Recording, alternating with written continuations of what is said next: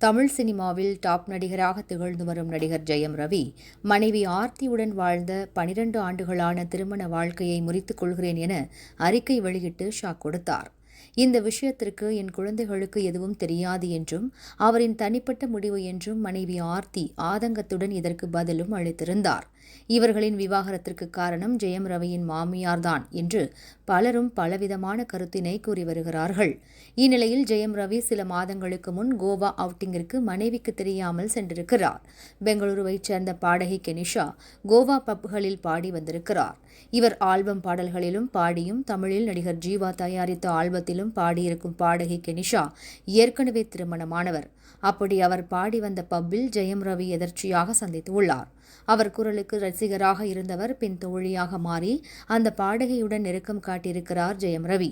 June மாதம் நடந்த தன்னுடைய திருமண நாளில் கூட ஜெயம் ரவி மனைவி ஆர்த்தியுடன் இல்லாமல் கோவாவிற்கு பறந்திருக்கிறார். ஷூட்டிங் என்று கூறி சென்றுள்ள ஜெயம் ரவி எங்கு இருக்கிறார் என்பதை அறிந்து கோவாவிற்கு சென்றிருக்கிறார். ஆனால் அவரால் கண்டுபிடிக்க முடியவில்லை.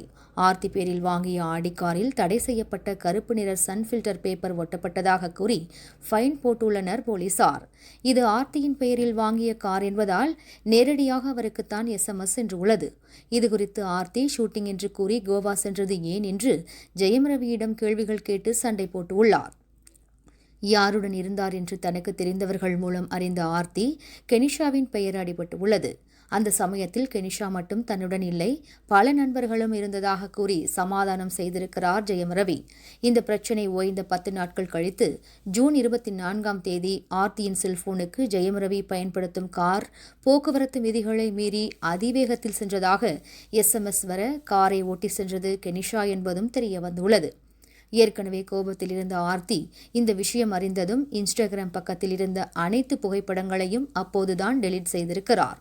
கோவாவிற்கு எப்போது சென்று தங்கும் ஹோட்டலில் தங்காமல் பாடகி கெனிஷா என்பவருடன் சொகுசு பங்களா ஒன்றை வாங்கி ஜெயம் ரவி குடும்பம் நடத்தி வருவதாக சில தகவல்கள் வந்தாலும் அதிகாரப்பூர்வ தகவலாக இன்னும் உறுதிப்படுத்தப்படவில்லை என்பது குறிப்பிடத்தக்கது.